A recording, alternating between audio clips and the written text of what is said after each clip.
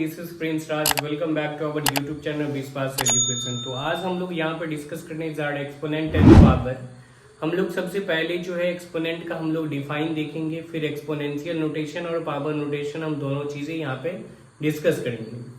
और फिर हम लोग आते हैं इसके बाद यानी कि निगेटिव इंटीग्रल एक्सपोनेंट देखेंगे और पॉजिटिव इंटीग्रल एक्सपोनेंट देखेंगे।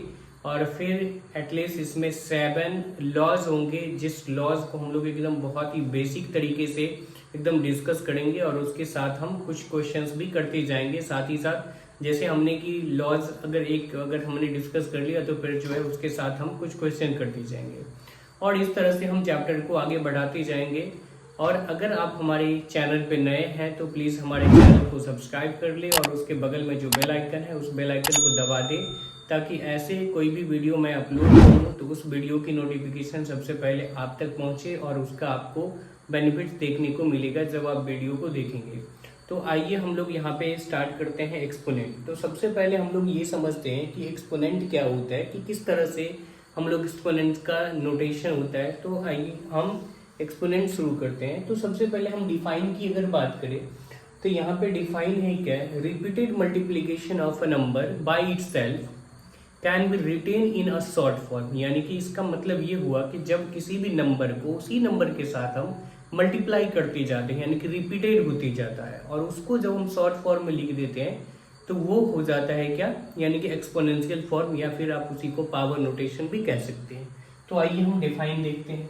यहाँ पे है डिफाइन क्या, कि repeated multiplication of a number can be written in a short form called exponential form और पावर नोटेशन। यानी कि जब हमारे पास, जैसे अगर हम मान लेते हैं कि जैसे ये हमारे पास ये क्या दे रखा है, मीन्स a/b, ये कोई एक रैशनल नंबर है, ठीक है।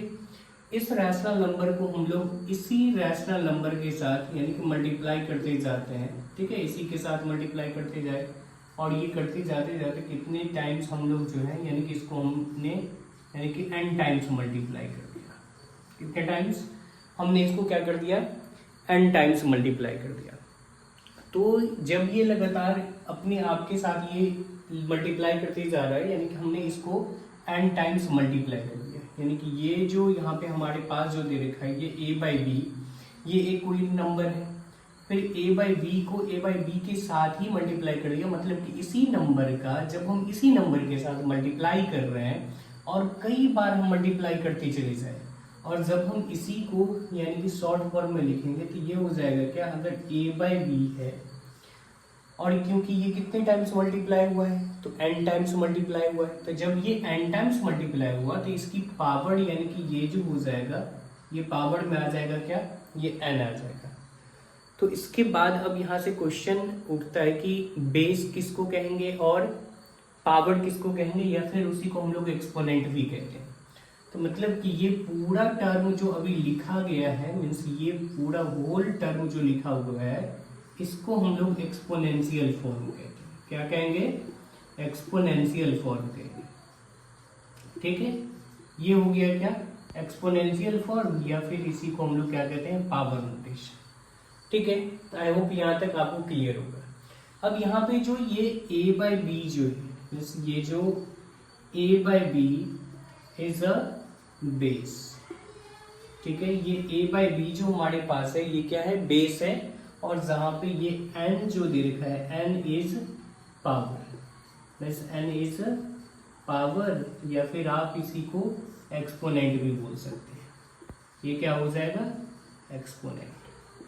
आई होप यहाँ तक क्लियर हो गया होगा कि जब भी हम यानी कि एक्सपोनेंशियल फॉर्म में हम किस तरह से किसी भी नंबर को लिखेंगे, फिर उसमें हमने आपको दिखा दिया कि बेस कौन सा होगा और फिर ये पावर कौन सा होगा। फिर हम लोग अगर एक दूसरा एग्जांपल अगर मैंने आपको लेकर के बताऊं कि जैसे देख लो कि ये 4 मीन्स ये 3 हमारे पास नंबर है, ठीक है, और इसकी पावर ये 4 है।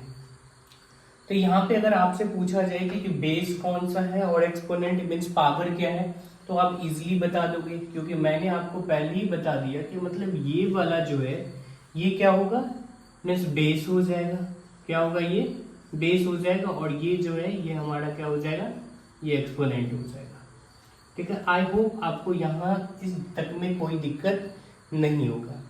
अब यहाँ पे बात आता है क्या सर बेस जो है वो पॉजिटिव भी हो सकता है क्या निगेटिव भी हो सकता है? तो हाँ, बेस जो है वो पॉजिटिव हो सकता है, निगेटिव हो सकता है। तो उसके लिए हमारे पास यहाँ पे दो कंडीशन आ सकता है कि एक अगर हम यहाँ पे छोटा सा देखते हैं तो कंडीशन ये है कि अगर यहाँ से ये हमारे पास दे रखा है ये a बाय अगर minus of a by B है और इसकी पावर ये n है, तो जब ये n है तो इसका जो रिजल्ट आएगा यानी कि जो फाइनल रिजल्ट आएगा क्या ये पॉजिटिव होगा या निगेटिव होगा? तो वो डिपेंड करेगा यहाँ पे जो n की वैल्यू है n की वैल्यू पे डिपेंड करेगा।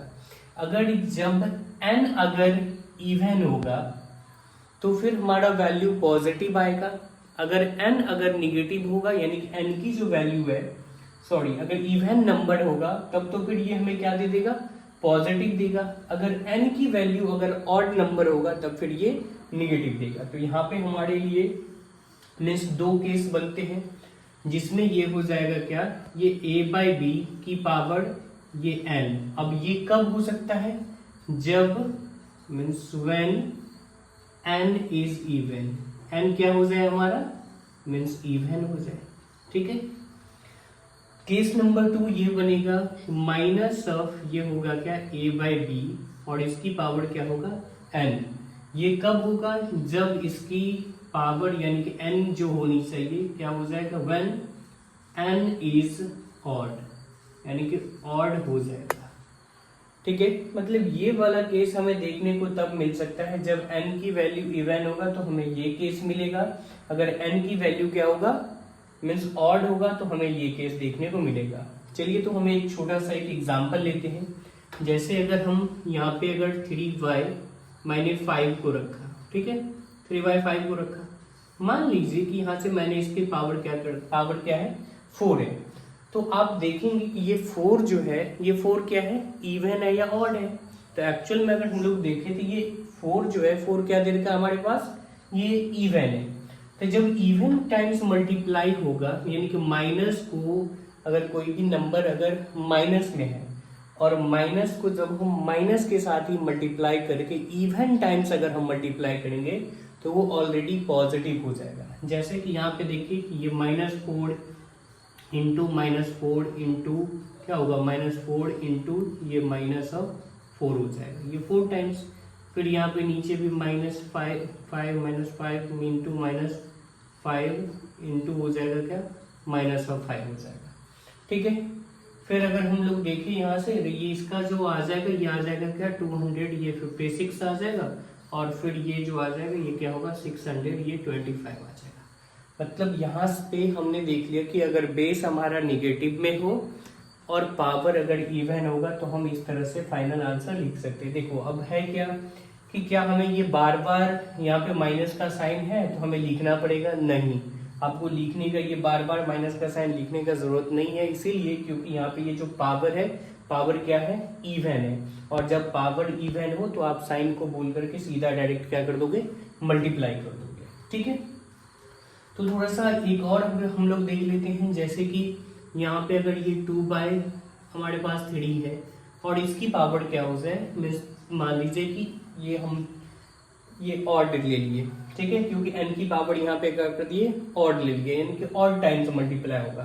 तो ये जब दे रखा है तो आपको सीधा अंडरस्टूड रखना है, क्योंकि देखो माइनस का साइन हमेशा ही रहेगा, क्योंकि यहाँ पे हमारे पास है क्या कि दो केस बनेगा कि जब अगर हमारा बेस माइनस में हो और पावर यानी कि इवन होगा तो ये वाला केस बनेगा, अगर ऑड होगा तो ये वाला केस बनेगा। तो ये वाला केस में क्या है कि पावर हमारा ऑड है, तो पावर ऑड है तो फाइनल रिजल्ट जब हम लिखेंगे तो हमारा फाइनल रिजल्ट किस में आएगा?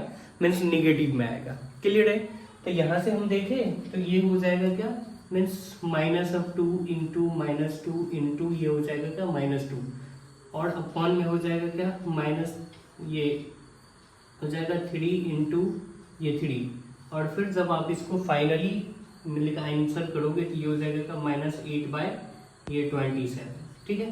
तो यहाँ पे हमने आपको अच्छे से इसको समझा दिया कि अगर हमारा बेस माइनस में होता है, पावर इवन होगा, इवन टाइम्स होगा या फिर पावर हमारा ऑड होगा, तो तो केस कैसा निकल करके आएगा, तो मैंने यहाँ पे आपको दोनों ही केस अच्छे से मैंने आपको बता दिया। अगर आपको इसमें कोई डाउट हो तो आप पूछोगे मेरे से कमेंट में आंसर। अब मैं आगे बढ़ता हूँ। है क्या, अब हमारे पास 2 टॉपिक और बचे हुए हैं। इसमें है क्या कि हमें निगेटिव इंटीग्रल को पढ़ना है और पॉजिटिव इंटीग्रल को पढ़ना है। तो आइए हम लोग यहाँ पे देख रहे हैं positive integral exponent of a rational number और negative integral exponent of a rational number. तो आपको यहाँ पे बहुत ही अच्छे तरीके से आपको यहाँ पे समझना पड़ेगा कि क्या होता है। कि देखिए हमारे पास बोल रहा है क्या कि ये पॉजिटिव इंटीग्रल एक्सपोनेंट, अगर कोई भी एक्सपोनेंट दिया हुआ है या फिर कोई भी अगर हमारे पास रैशनल नंबर दे रखा है और उस रैशनल नंबर की अगर पावर पॉजिटिव है तो कैसा केस बनेगा, और कोई भी रैशनल नंबर हमें दे रखा है उसका पावर अगर निगेटिव है तो उस कंडीशन में हम क्या करेंगे। तो जैसे मान लीजिए कि यहाँ पे जो है हमारे पास ये दे रखा है क्या a और ये a/b, ये कोई एक रैशनल नंबर है, ठीक है। ये क्या है, कोई एक रैशनल नंबर है और यहाँ पे जो हमने मीन्स इसकी पावर जो दे रखा है वो क्या है, मीन्स n है, और n जो होना चाहिए वो हमेशा क्या होगा, पॉजिटिव होगा। n क्या होगा, हमेशा पॉजिटिव होगा। तो ये a/b जो है ये कोई एक रैशनल नंबर है और इसकी पावर जो दे रखा है वो क्या है, मीन्स n है, और n भी क्या होना चाहिए, पॉजिटिव है। जब ये पॉजिटिव वाला केस होता है तो इसमें तो हमें कुछ ज़्यादा तो वो प्रॉब्लम नहीं होगा। लेकिन अगर हम लोग यहाँ पे देखें, अगर आप देखेंगे कि मतलब ये होल ब्रैकेट है और होल ब्रैकेट होने के बावजूद मतलब ये a/b है लिखा हुआ, तो जब ये a/b है तो इसका मतलब ये हो जाता है कि मतलब यहाँ पे ये a की भी पावर n होगी और ये b की भी पावर n हो जाएगी, ठीक है। यहाँ पे हमें कोई बेस को चेंज करने का यानी कि रेसिप्रोकल करना या फिर हमें चेंज करने की कोई नीड नहीं होगा। तो यहाँ पे यही चीज ये आ जाएगा। अब अगर हम यहाँ पे एक एग्जांपल लें, यानी कि क्यों इसको पॉजिटिव इंटीग्रल एक्सपोनेंट इसीलिए बोला गया क्योंकि यहाँ पे ये जो पावर है ये पावर है किसमें, पॉजिटिव में है, मतलब निगेटिव में नहीं है, ठीक है। पावर क्या है, पॉजिटिव में है, इसलिए हम इसको वो क्या बोल रहे हैं, पॉजिटिव इंटीग्रल एक्सपोनेंट बोल रहे हैं। जैसे एक एग्जांपल देखेंगे, यहाँ पे अगर मैं 4/5 लूँ और इसकी पावर अगर मैं यहाँ से 3 करूँ तो सीधा सिंपल इसमें हमें कोई मतलब कि प्रॉब्लम नहीं आएगा। सीधा सिंपल क्या है, जितने पावर है उतने टाइम्स आप मल्टीप्लाई कर दो, मतलब कि न्यूमरेटर को भी और डिनोमिनेटर को भी। तो यहाँ पे है क्या कि ये 4/5 इंटू ये 4/5 इंटू ये क्या हो जाएगा, मीन्स 4/5 हो जाएगा। अब जब आप इसको मल्टीप्लाई करोगे तो ये हो जाएगा 64 अपॉन ये हो जाएगा क्या 100, ये 25। इसमें तो कोई झमेला नहीं है, लेकिन झमेला है किसके साथ, निगेटिव इंटीग्रल एक्सपोनेंट के साथ। अब निगेटिव इंटीग्रल एक्सपोनेंट इसको हम क्यों बोलते हैं, क्योंकि इसकी पावर जो हो जाएगा यहाँ पे क्या हो जाएगा, पावर निगेटिव में हो जाएगा। मान लेते हैं हम कुछ देर के लिए, ठीक है, हम लोग कुछ देर के लिए मान लेते हैं कि late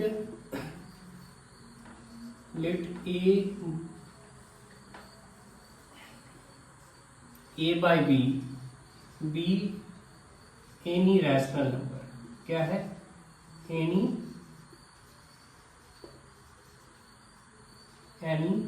rational number, any rational number n be positive integers,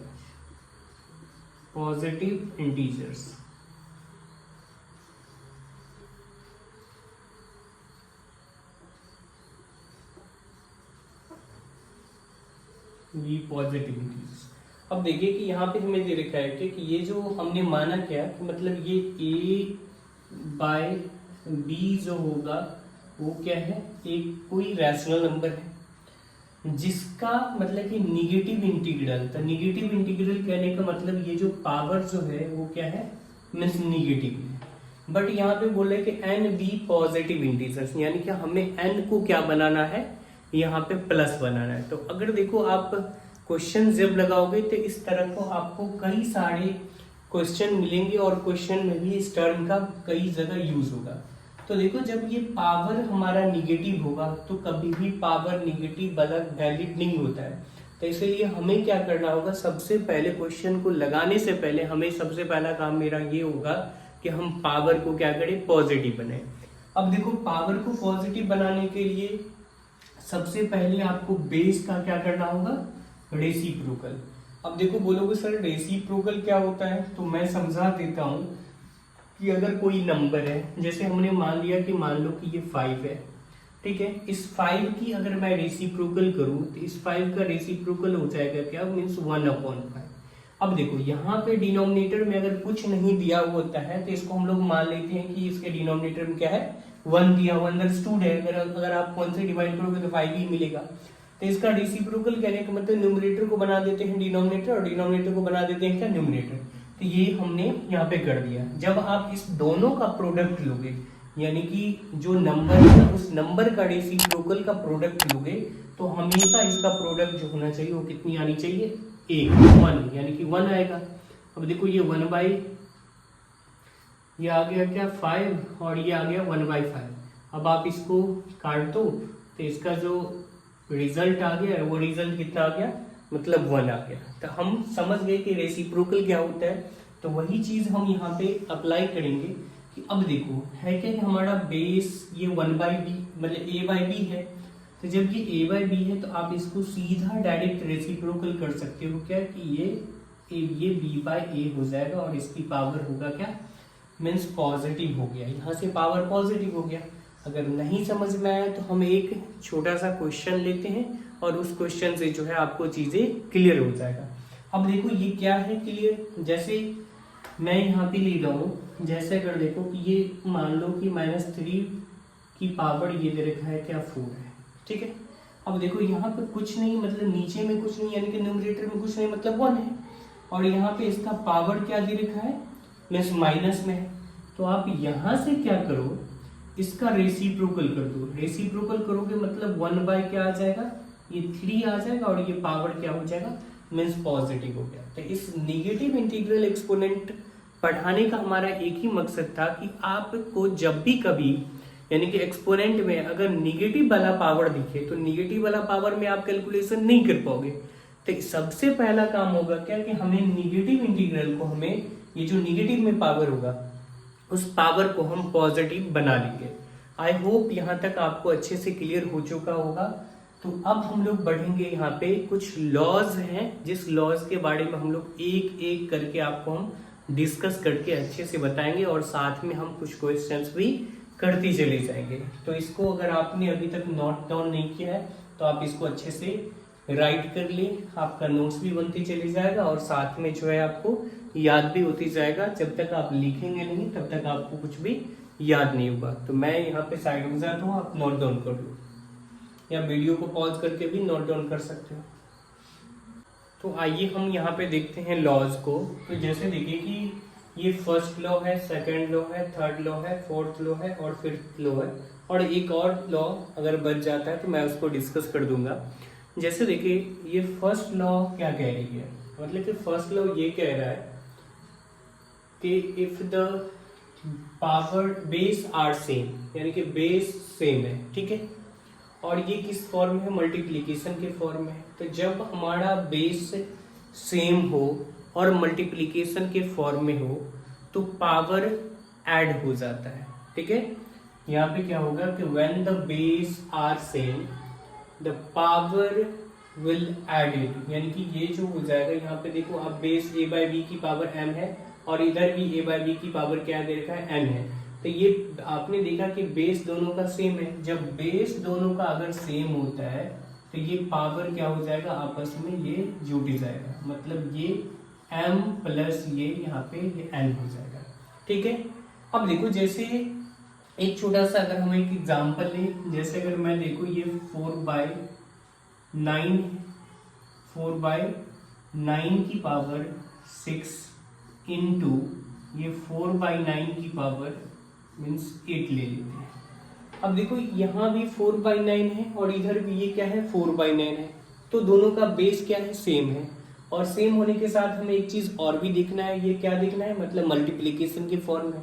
तो जब ये मल्टीप्लीकेशन के फॉर्म में होता है तो हम कॉमन बेस मान लेंगे, मतलब ये हो जाएगा क्या 4/9 और इस दोनों के ऊपर यानी कि इस दोनों की इसका जो पावर है और इसका जो पावर है, ये दोनों पावर को आपस में क्या कर देंगे, हम जोड़ देंगे, मतलब ऐड कर देंगे। तो ये हो जाएगा क्या 6 प्लस ये 8 और इसका जो फाइनल रिजल्ट जो आ जाएगा ये होगा क्या 4/9 और इसकी पावर जो हो जाएगा ये हो जाएगा क्या 14। बस आपको इतना पे छोड़ देना है। फिर नेक्स्ट है क्या, मतलब a/b। अब फिर वही बात हो गया कि बस इसका जस्ट क्या होगा अपोजिट। जब मल्टीप्लीकेशन में यानी कि मल्टीप्लाई के फॉर्म में था तो आपने क्या क्या पावर को ऐड किया, तो जस्ट अब इसका उसी का क्या करना है, हमें यहाँ पे अपोजिट कर देना है। अब क्या अपोजिट, क्योंकि देखो जब मल्टीप्लाई था तो हम पावर को क्या कर रहे थे, ऐड कर रहे थे। अब यहाँ पे क्या है डिवाइड है, तो डिवाइड है तो हम पावर को क्या कर देंगे, सब्ट्रैक्ट कर देंगे। ये यानी कि डिवाइड का मतलब होता है ब्रेक करना, तो ब्रेक करने का मतलब कम करना। तो अब हम लोग क्या करेंगे, यहाँ के इसकी पावर को हम सब्ट्रैक्ट कर देंगे। तो उसी प्रकार से यहाँ पे देखो कि बेस क्या है a/b दे रखा है, इधर भी a/b है और ये डिवाइड के फॉर्म में है और पावर को हम क्या कर देंगे, सब्ट्रैक्ट करेंगे। जैसे यहाँ से अगर हम देखें ये क्या हो जाएगा, मीन्स a/b है, ठीक है, और पावर क्या है इसका m है और इसका भी क्या n है, तो हम पावर को क्या करेंगे, माइनस कर देंगे। मतलब ये हो जाएगा क्या, यहाँ से ये m माइनस ये n हो जाएगा। क्लियर है। अब देखो यहाँ से सेम क्वेश्चन को अगर हम लोग देखें, अगर डिवीजन के फॉर्म में अगर हम देख लेते हैं दूसरा क्वेश्चन, मीन्स 12/7 और इसकी पावर अगर हम ले ले 10 और ये हो जाएगा क्या डिवीजन के फॉर्म, ठीक है। डिवीजन में हो जाएगा ये 12/7 और इसकी पावर हो जाएगा क्या 4। तो देखो बेस तो हमारा क्या है, मतलब सेम है। जब हमारा बेस सेम हो और डिवीजन के फॉर्म में हो तो पावर सब्ट्रैक्ट हो जाएगा, मतलब माइनस होगा। ये बात को हमेशा ध्यान रखना है, ये कि हमारा बेस सेम हो और ये डिवीजन के फॉर्म में हो तो पावर सब्ट्रैक्ट हो जाएगा। पावर सब्ट्रैक्ट होगा मीन्स 12 ये क्या है 7 है और इसमें से हम यानी कि पावर 10 माइनस क्या कर देंगे ये 4। तो इसका जो फाइनल आंसर आएगा मीन्स 12/7 और 10 माइनस 4 तो ये आ जाएगा क्या 6 आएगा। तो हमने ये लिख लिया। अब लॉज नंबर हम लोग थर्ड पे चलते हैं। ये थर्ड लॉ हमें क्या कहती है उसको हम लोग थोड़ा समझते हैं। अब देखो थर्ड लॉ में क्या है ना, मतलब देखो a/b है और इसका भी पावर है, फिर ठीक है, फिर इस होल का पावर का भी पावर है, यानी कि पावर ऑफ पावर है। तो जब पावर ऑफ पावर होता है तो पावर क्या हो जाएगा, मल्टीप्लाई हो जाएगा। समझ रहे हो। देखो ये a/b दे रखा है हमें और यहाँ पे ये स्मॉल ब्रैकेट है और इसका भी होल पावर है, इसका भी होल पावर है। फिर यहाँ पे मिडिल ब्रैकेट है और इस मिडिल ब्रैकेट में इसका पावर जो है m है। मतलब सिंपल हमें ये समझ में आ गया कि सर यहाँ पे क्या है कि पावर का भी पावर है। तो जब पावर का भी पावर होता है मीन्स यहाँ से ये हमें a/b दे रखा है तो हम क्या करेंगे m इंटू n कर देंगे। अब m इंटू n करेंगे मतलब ये पावर दोनों आपस में क्या हो जाएगा, मल्टीप्लाई हो जाएगा। जैसे अगर हम देखें ये हो गया कि 12/5 ली, ठीक है, और इसका पावर 6 लिखा जाए, ठीक है, और इसका भी पावर मैंने 8 लिख दिया, ठीक है, यहाँ पे 8 है। अब देखो यहाँ पे पावर का भी पावर है तो बेस हमारे पास क्या दे रखा है, मीन्स ये बेस जो है ना, ये बेस है 12/5, ठीक है, और इसकी पावर क्या है 6 और इस पावर के भी पावर है। तो पावर की पावर तो मैंने लिख दिया एक बार। फिर इस पावर का भी पावर है, कितना है 8 है। तो 8 है तो ये इसके साथ मल्टीप्लाई में चला जाएगा तो ये हो जाएगा क्या 12/5 और इसकी पावर हो जाएगा क्या 6×8=48 हो जाएगा। ये पावर का भी पावर वाला केस आपको अच्छे से समझ में आ गया होगा। अब हम लोग नेक्स्ट समझते हैं कि कोई भी रैशनल नंबर है a/b के फॉर्म में है और उस पे जो पावर रेज कर रही है वो क्या रेज कर रही है मीन्स 0, तो इसका जो रिजल्ट आता है हमेशा ये 1 होता है, ठीक है। इसका हमेशा क्या होगा, इसका रिजल्ट हमेशा ही 1 आएगा। कितना भी बड़ा नंबर हो, कितना भी बड़ा नंबर क्यों नहीं हो, और उसका अगर पावर 0 अगर आ गया, ठीक है, अगर उसका पावर अगर 0 है तो उसका हमेशा रिजल्ट आएगा कितना, 1 आएगा। जैसे अगर हम 125/300 ये ले, ठीक है, तो इसकी पावर क्या है, 0। तो सीधा सीधा सिंपल आंख बंद करके हम यहाँ पे क्या कर देंगे, इसका जो रिजल्ट आएगा वो रिजल्ट क्या आएगा, 1 आएगा। ऐसे अगर मान लो कि अगर आप 10,000 लेते हो, ठीक है, 10,000 अपॉन ये मान लो कि 7,000, ठीक है, 10,000 अपॉन ये आ गया क्या, 7,000, और इसकी पावर क्या है, बस 0 है।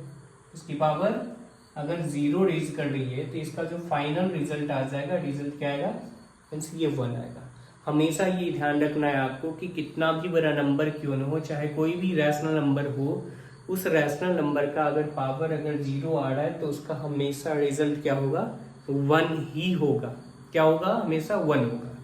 अब नेक्स्ट अगर हम बात करें, यहाँ पे है क्या कि 2 रैशनल नंबर है और दोनों रैशनल नंबर का पावर अगर सेम है, क्या, यहाँ पे 2 रैशनल नंबर है, जैसे आप देखो कि ये a/b है और इनटू क्या दे रखा है, मीन c/d है, और इस दोनों रैशनल नंबर का जो कॉमन पावर है वो क्या है, m है। तो ये पावर दोनों रैशनल नंबर पे रेज कर जाएगा। दोनों रैशनल नंबर पे रेज करने का मतलब क्या, मतलब ये हो जाएगा यहाँ से ये a/b की पावर ये होगा क्या, m, इनटू हो जाएगा क्या, यहाँ से ये ये c/d की पावर, यानी कि c/d की पावर ये हो जाएगा m। और इसका आप उल्टा भी लिख सकते हो, मतलब कि इससे यहाँ जा सकते हो और यहाँ से यहाँ आ सकते हो। अगर आपको क्वेश्चन में इस फॉर्म में दिया होगा तो आप यहाँ से यहाँ जा सकते हो और फिर आप यहाँ से यहाँ भी आ सकते हो, क्योंकि जब दोनों इक्वल है तो आपको इस तरह का काम कर सकते हो इजीली, ठीक है। ये लॉ था क्या कि जब a/b हो इनटू c/d और इस दोनों रैशनल नंबर का कॉमन पावर हो तो ये क्या हो जाएगा कि इंडिविजुअली इंडिविजुअली रैशनल नंबर का पावर जो हो जाएगा वो क्या हो जाएगा, m हो जाएगा। तो यहाँ तक हमने सभी लॉ को डिस्कस कर चुके हैं, क्योंकि एक्सपोनेंट के अंदर यही 5 लॉज है, एक्सपोनेंट है, ये इंपॉर्टेंट है, जिसमें आप बोलोगे जो 7 लॉज होते हैं, तो 7 लॉज में मैंने पॉजिटिव इंटीग्रल एक्सपोनेंट और निगेटिव इंटीग्रल एक्सपोनेंट को पहले ही डिस्कस कर दिया, जिसमें मतलब निगेटिव होता है तो हम बेस को रेसिप्रोकल करते हैं पॉजिटिव बनाने के लिए पावर को, और फिर पॉजिटिव अगर पॉजिटिव इंटीग्रल होता है तो फिर वहां पे कोई दिक्कत ही नहीं होती है। तो यहाँ पे यहीं पे हम इस लेक्चर को समाप्त करते हैं। अगर आपको चाहते हो कि मुझे क्वेश्चन वाले मतलब बहुत सारे और भी ज़्यादा मुझे क्वेश्चन करने हैं तो मैं इसी का पार्ट 2 लेकर के आऊँगा, जिसमें सिर्फ और सिर्फ हम लोग क्वेश्चंस डिस्कस करेंगे। और अगर आपको वीडियो अच्छी लगी हो तो लाइक शेयर एंड सब्सक्राइब कर देंगे। धन्यवाद।